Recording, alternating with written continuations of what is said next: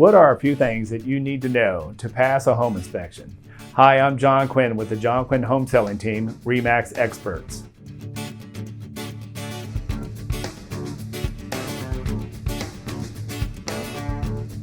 When putting your house on the market, one of the biggest stopping points and one of the biggest things that blow a deal basically is the home inspection.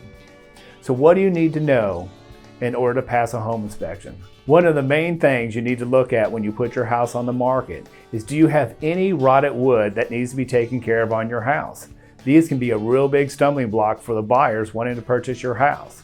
Another one of the items is the roof. Do you have a brand new roof on the house?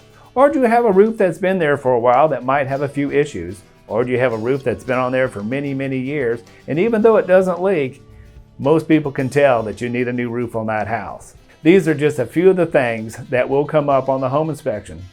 For a complete list of knowing what to do and what to look for when putting your house on the market in order for you to pass a home inspection, just give me a call here at the office at 591-8100 and we'll be glad to help. Or you can go to my website at thejohnquinnteam.com. Again, I'm John Quinn from RE/MAX Experts. Thank you for your time.